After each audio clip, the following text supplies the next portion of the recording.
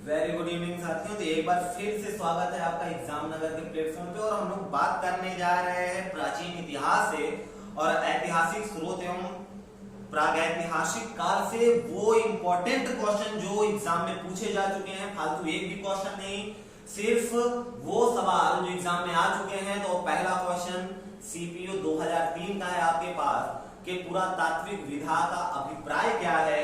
तो ग्रीन में इसका आंसर आपको दिख रहा होगा, शिलालेखों का अध्ययन। आंसर के साथ बात करते हुए चलेंगे और अगले क्वेश्चन पे बढ़ते हैं। दूसरा क्वेश्चन आपके सामने है कि सिक्के के अध्ययन को क्या कहा जाता है। तो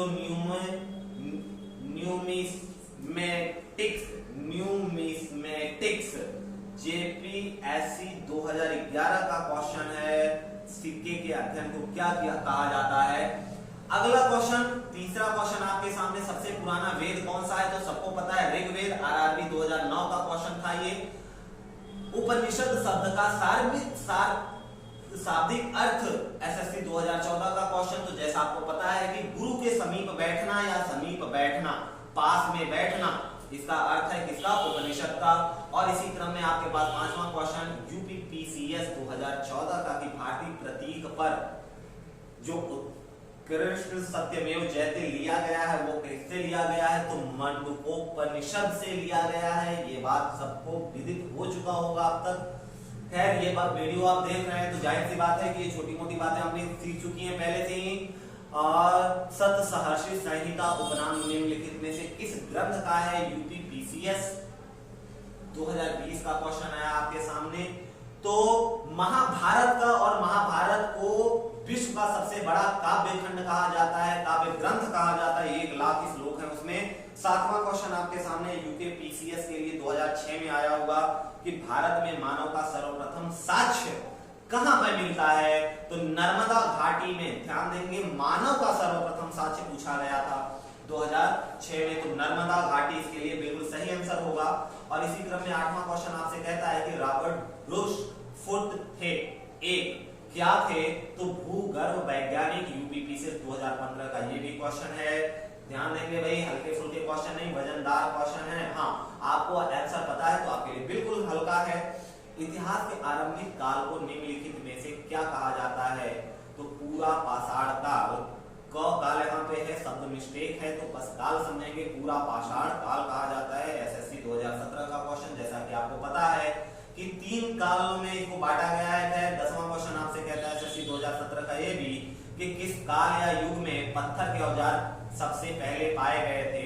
तो पूरा पाषाण काल वो युग था, वो काल था जिसमें पत्थर के हथियार औजार सबसे पहले पाए गए थे। और 11वां क्वेश्चन 2004 में आया हुआ आरआरबी में, आरआरबी 2004 का कि पूरा पाषाण काल में आदि मानव मनोरंजन का साधन क्या था। आदि मानवों के मनोरंजन का साधन क्या था। तो शिकार। शिकार बिल्कुल सही आंसर होगा। मध्य पाषाणिक प्रसंग में पशुपालन के प्रमाण कहां जहां मिले हैं वह स्थान कहां है। तो यूपीपीसीएस प्री में पूछा गया 2000 का क्वेश्चन ये है, 2008 का, आदमगढ़। ठीक है, आदमगढ़। ध्यान देंगे कि यहां पर मिला है सबसे पहले। ठीक, आगे बढ़ते हैं और अगला क्वेश्चन क्या है आपके सामने। 13 भीमबेटका के लिए प्रसिद्ध है। किसके लिए। भीमबेटका गुफा शैल चित्रों के लिए प्रसिद्ध है। भीमबेटका में गुफा शैल चित्रों के लिए यह फेमस है। सही आंसर 13 का सी। ठीक है, क्वेश्चन नंबर 14 यूपीपीसीएस 2018 में कि किन स्थानों से मध्य पाषाण काल में पशुपालन के प्रमाण मिलते हैं। तो बागौर से मध्य पाषाण काल में पशुपालन के प्रमाण मिलते हैं। यूपीपीसीएस 2018 के लिए क्वेश्चन था। ऑप्शन नंबर सी बिल्कुल सही होगा। जेपीएससी 2010 के लिए पहिए का आविष्कार कब हुआ। नवपाषाण काल में। बहुत ही खूबसूरत क्वेश्चन था ये, पहिए का आविष्कार नवपाषाण काल। और क्वेश्चन नंबर 16 आपसे कहता है कि निम्नलिखित में से किस स्थल से मानव कंकाल के साथ साथ कुत्ते का भी कंकाल भी समाधान से प्राप्त हुआ है। भाई यूकेपीसीएस 2008 का क्वेश्चन है। बुर्ज होम इसके लिए सही आंसर होगा। क्या होगा, बुर्ज होम, जहां पर कुत्ते के साथ साथ मानव के कंकाल भी मिले हैं। 17 क्वेश्चन कहता है राख का टीला नवपाषाणिक स्थल संबंधित है। संगन कल्लू राह का टिला, संगन कल्लू, राह का टिला। 18 क्वेश्चन नंबर 18 आपके सामने है, नवदाटोली किस राज्य में अवस्थित है? नवदाटोली मध्य प्रदेश में स्थित है। यूपी पीसीएस 2009 का क्वेश्चन है ये। नवदाटोली कहाँ स्थित है? नवदाटोली मध्य प्रदेश, ठीक है। अगला क्वेश्चन आपके सामने, क्वेश्चन नंबर 19 क्या कि नवपाषाण युग में भारतीय उपमहाद्वीप के उत्तर पश्चिम क्षेत्र में निम्नलिखित में से किस स्थान पर कृषि के अभ्युदय के प्रारंभिक प्रमाण प्राप्त होते हैं? ध्यान देंगे कि उपमहाद्वीप के उत्तर पश्चिम क्षेत्र में पूछा गया है। सीजीपीसीएस 2017 का तो मेहरगढ़ बिल्कुल सही आंसर होगा, मेहरगढ़, ठीक है। Option number B.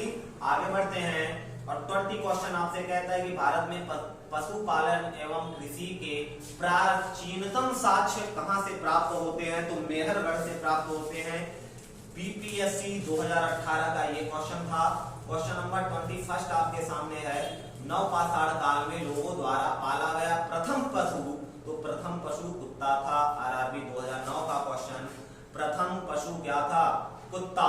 ध्यान देंगे क्वेश्चन नंबर 22 आपसे कहता है कि निम्नलिखित में से किसको चालकोलिथिक युग भी कहा जाता है?